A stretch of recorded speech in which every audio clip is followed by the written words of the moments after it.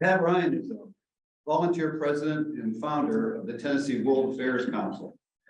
In 2007, Pat organized a group of concerned citizens to launch Tennessee's first World Affairs Council to bring global awareness, education programs, and resources to communities and schools throughout the state. The council, responding to the statewide interest in its programs, moved from its home in Cookeville to Nashville, where it's hosted on the campus of Belmont University. Pat was born and raised in New York City.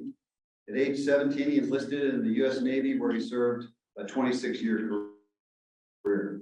Pat received a BA degree from the University of South Carolina in 1981, majoring in international studies, followed by commissioning in the Navy as an ensign.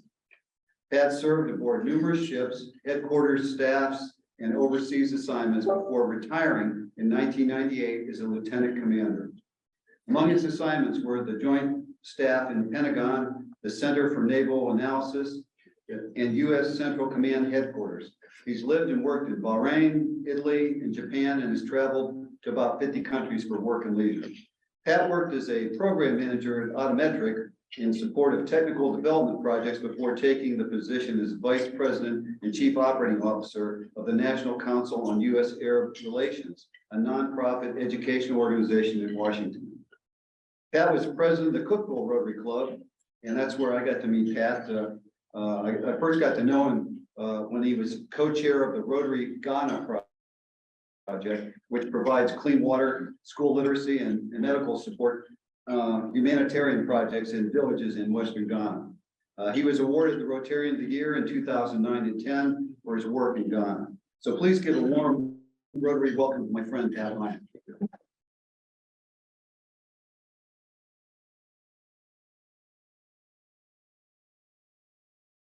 Thank you, Governor. He still does that.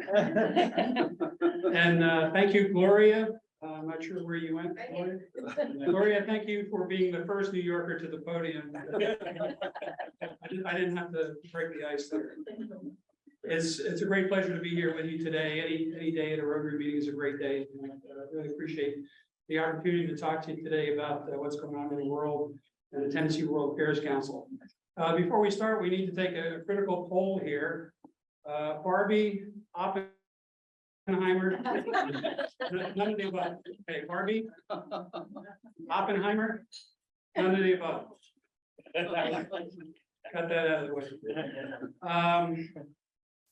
I served as the Cookeville Breakfast Rotary Club president. It seems like many decades ago when I first met Frank. And at the time, we talked about bringing some global awareness opportunities to our communities.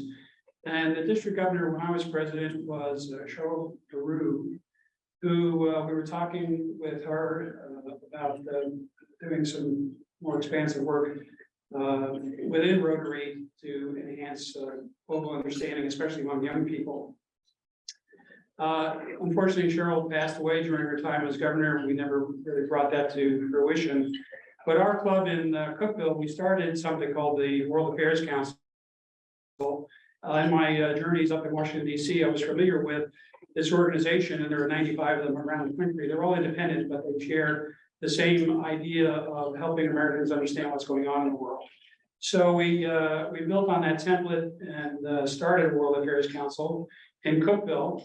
We didn't want to call it the Cookeville World Affairs Council because we'd never get any ambassadors to come visit us. But we took the state name because there were no other World Affairs Councils anywhere in the state. And that was fortuitous because Mission Creek brought us to where we are today, being based in Nashville. What I'd like to do before I talk about the World Affairs Council is provide a little background and context of the things that are going on in the world. And I'll just remind you that when we started this in 2007, we had been at war in Iraq and Afghanistan for 4 years and 7 years, respectively. And there was a poll done by National Geographic Society in Roper, which showed that many Americans didn't know much about the world. For example, 30% of Americans in the cohort 18 to 24 could identify Iraq on a map, after the United States had troops there for years and years. So that was wasn't the final straw, but it was one more piece of evidence that we needed when we started the World Affairs Council, that Americans need to know more about what's going on in the world. And in those 16 years, it's gotten more to be more of a complicated place than just wars against global terrorism in the Middle East and Southwest Asia. You can probably live by the clicker, die by the clicker.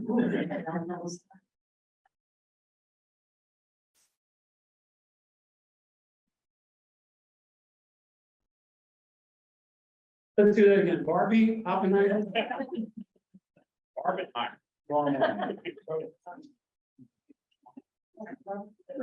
So as I was saying, the world's gotten to be a more complicated place. We have a cast of characters around the world who don't necessarily have American interests at heart. 5-10 years ago, who would have imagined that NATO would be at the brink of war with the former Soviet Union in the shape of the Russian Federation, that there would be a land war of major proportions in Europe, and that the world's largest armory of nuclear weapons could be threatened against NATO, our NATO allies, and the United States. So we look around the world and we see not just Vladimir Putin, KGB colonel who's now running that large repository of nuclear weapons, but we also see people like President Xi Jinping, who has moved China from a situation where we compete to where we are now faced with potential conflicts in the South China Sea, the Strait of Taiwan. We have problems on the economic side, the political side. We're having difficulty talking with their diplomats. As Nick and I were talking about earlier, we don't even know where the Chinese foreign minister is. He's apparently gone into deep cover. Him and Yevgeny Prigozhin are somewhere missing in the world. We also continue to have interest in the Middle East and cast of characters there. I can do this for you. Okay, next one. We've not had this experience with this one. I'm just glad it wasn't me. Next one, please. Our old friend, Gray Whiskers in Iran. Iran is still enriching uranium. They don't appear to be building a bomb at this point, but the agreement we had with them to stop enriching uranium has fallen by the wayside in the past administration, and no efforts to revive the Iran nuclear deal have proven fruitful. So we continue to see threats across the world. In the Middle East, our competition with Russia and China, and other parts of the world. This weekend, this guy launched another couple of intercontinental ballistic missiles.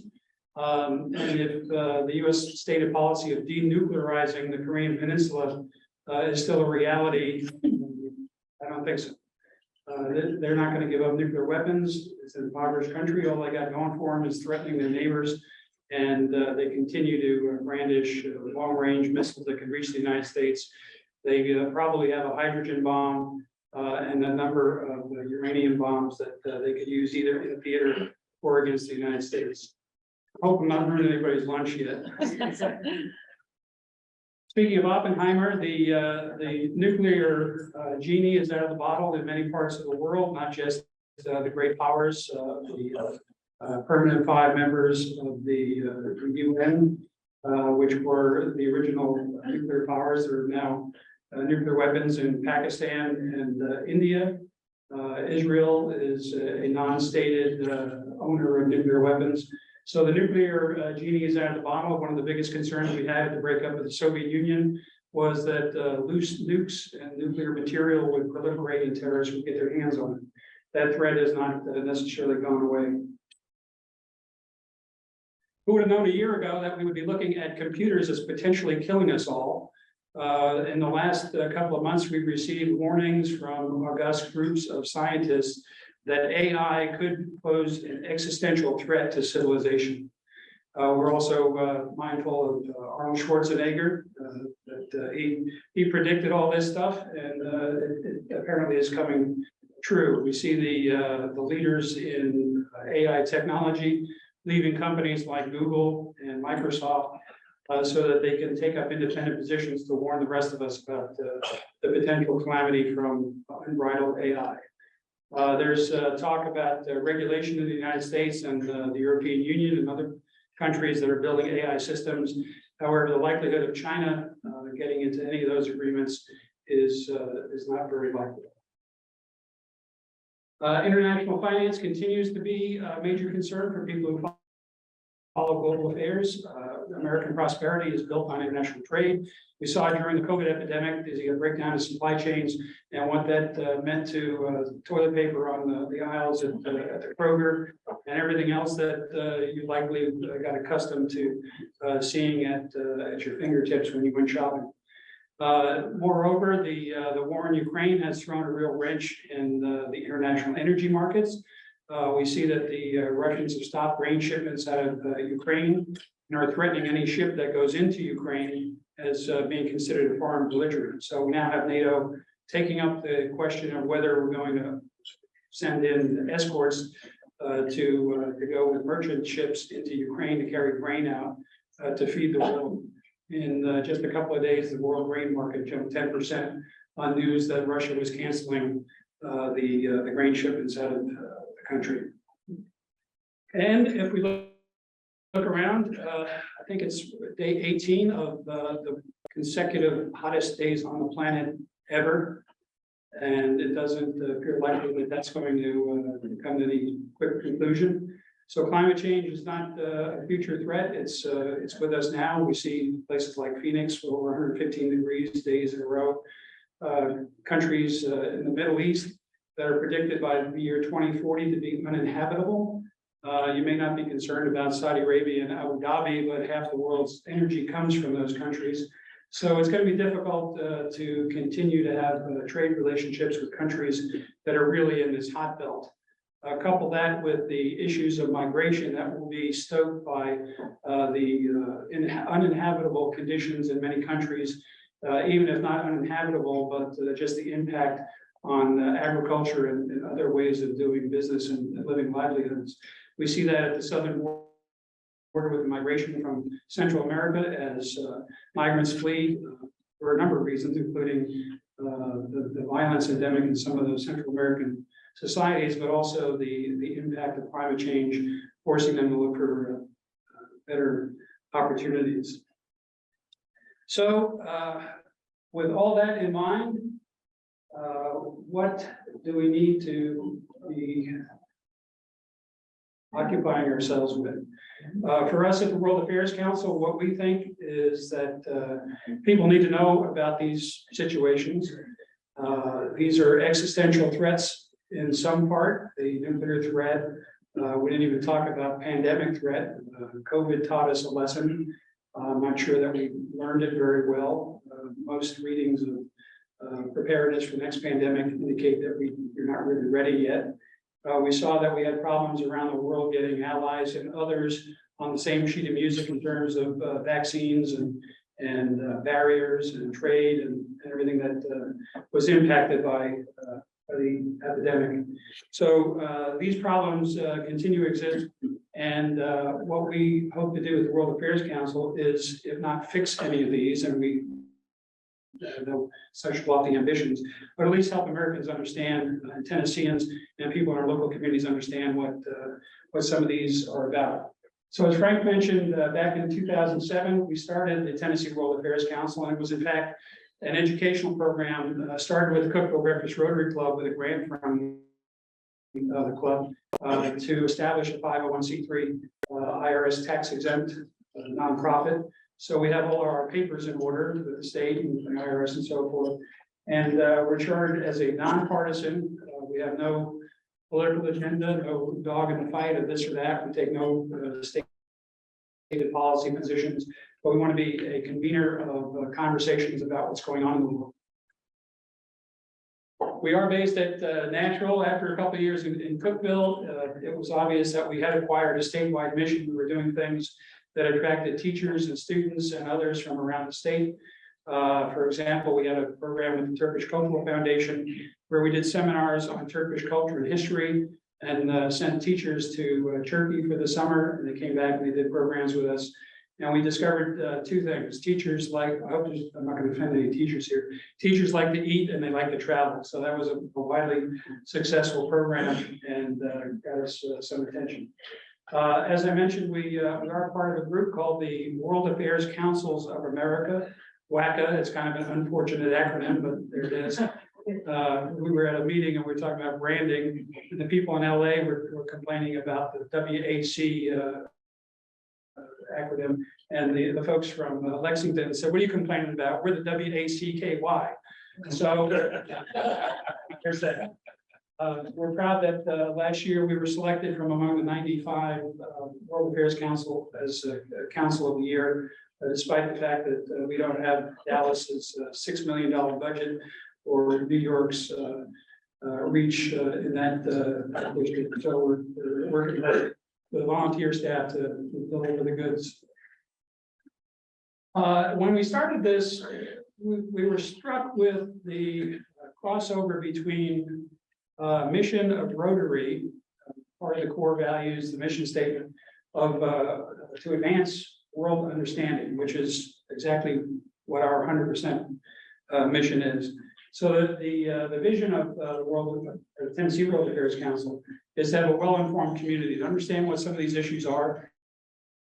If you choose to write your congressman, go join the Peace Corps, whatever it is, we're happy that you're energized about it. But what our goal is just so people understand what these issues are, to talk about them in open conversations with experts who can share their insights and perspectives. And we've always had a special emphasis on education, which is really the main topic that I want to talk about today. As I mentioned with Frank and Ambassador Dick Bowers, who was District Governor of the other half of Tennessee back in the days that I was president of a Rotary Club. We talked about expanding some of the youth education programs that we sponsor, and Rotary is an obvious partner and connection for that kind of work. A little bit more about what the World Affairs Council does. Community programs. We have a distinguished visiting speaker program. It's very energetic now that COVID is over. We were strictly Zoom like everybody else. The first year of COVID, we did over 100 webinars, bringing in specialists from literally around the world to viewers around Tennessee and also around the country. The World Affairs Council Network, we were all sharing webinars. So you could dial up San Diego or Western Massachusetts if you wanted to listen to this or that speaker. And likewise, our programs were all shared. The in-person calendar that we have for this fall, tomorrow in Nashville, we have Ambassador John Kornblum who's going to be talking about AI. At the end of August, we have Ambassador Matt Murray from the State Department. He's the U.S. Ambassador to APEC, which is the Asia Pacific Economic Conference. The United States is hosting this year. So it's really timely that we get his perspective on what the U.S. economic interest in the Pacific Basin is. We have a fellow named Daniel Rundy coming in October. He's a senior vice president at the Center for Strategic and International Studies in Washington, and author of a book called American Imperative: Restoring American Leadership in the World. So he's kind of a big thinker at CSIS, and he's going to talk about America's role in the world. Then on November 10th, General David Petraeus, some of you might have heard of him, former CIA director, former commander of U.S. Central Command, commander of U.S. and NATO forces in Afghanistan and Iraq. He'll be in Nashville with us for a luncheon event, book signing. And at the end of November, Ambassador William Taylor, former ambassador to Kyiv. So we pack up, we're probably fighting above our weight in terms of the speakers. So we just recently had the director of the National Security Agency at the Navy 4-star. Fortunately, he and I served together as lieutenants, so he couldn't hardly turn me down when I invited him to come to Nashville. The webinars will continue to roll those out. We just did one on Saudi Arabia, U.S. interest in that part of the world. And we have a program coming up, a webinar. And these webinars, if you go to the website, tnwac.org, you can subscribe to these and watch a webinar over lunch or wherever you are. We do the webinars at noon, Nashville time. We have Dr. Rachel Bronson coming up. She's the director, president of the Bulletin of Atomic Scientists. They're the doomsday clock people. And have you ever heard it's a minute and a half to midnight on the doomsday clock? Well, she's the timekeeper for that thing. And she's going to be talking about Oppenheimer, how the advent of technology, once the genie's out of the bottle, and how is Oppenheimer relevant to AI and other technological threats. We do some cultural events. We have a program with our members called Global Eats. We go out to a restaurant. We have a speaker talking about Korean culture or cuisine or whatever. Everybody, not just teachers, everybody likes to eat. Let me jump into okay, great. So what I would really like to share with you is our focus on youth education. We have a program called Academic World Quest. It's kind of like Quiz Bowl. I'll describe it a little bit more in a second, but it's our flagship program for high school students. We also offer a scholarship, a global scholar certificate program. We do international career panels. Sometimes we do those in person and we move around the state doing those. And we do them on Zoom as well. So those, young professionals, college students are interested in what's going on in the world and might want to consider being a diplomat, a Peace Corps volunteer, a business person, whatever. That's what we do that for. We do bring some of our speakers to schools. We have internships for students in our area who come work in our office. And we have the world famous What in the World weekly quiz. If you go to the website, you can get that for free. 10 questions every Monday morning. My friend Nick McCall there has aced every one of them for the last 12 years. But it's a good challenge and helps you keep up with what's going on. As I mentioned, World Quest is our flagship program. It's 100 questions, 10 topics, 4 students from high school teams. I hope that we'll be able to work with Rotary clubs around the state to help introduce this to schools in their area through Interact clubs or mentoring or whatever. And we'll talk a little bit more about that. So in the fall, WACA in Washington gives us a study guide and the 10 topics. The students go off and they start studying about all the 10 topics. And then we start doing practice rounds and we have a winter Tennessee championship match. We take the winning team to Washington in springtime for a national competition. This is a sample of the kinds of topics that are in the study guide, the 10 topics where the questions are drawn from. Just a snapshot. This was the last year's program. There'll be a new one coming out in September. When the students go to Washington, we send an escort with them who lines up embassies and think tanks and visits the senators and congressmen. So the team that wins gets kind of a gold-plated opportunity to see international affairs in Washington firsthand. They talk to ambassadors, leading figures at the World Bank, and so forth to get an idea of how some of those organizations work. Okay. If anyone is interested in being involved in this, we humbly ask for help in reaching students and teachers. Teachers are very busy people, but in fact, running a World Quest team at a high school does not take a lot of work. You get the study guide, you give it to students, maybe organize them once a week or every other week, and then make sure they get to the competition. And if they win, you get to go to Washington and meet the Russian ambassador. We did back in the day. I don't think we're lined up to do that. What we hope to do with the World Affairs Council is to extend an invitation to Rotary clubs around Tennessee. And I was at the Brentwood Rotary Club the other day, and they're interested in connecting with Williamson County schools and helping teachers, mentor, coach, etc., to build World Quest teams.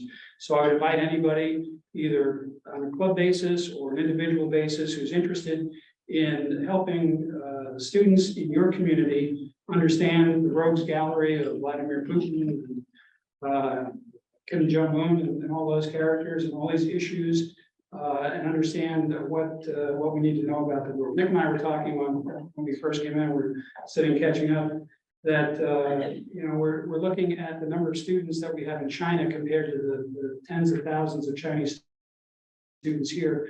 And the Americans who are going to China and understanding what everyone is billing as our next major rival, potentially someone with whom we'll be involved in a world war compared to the conflict we had with the Soviet Union.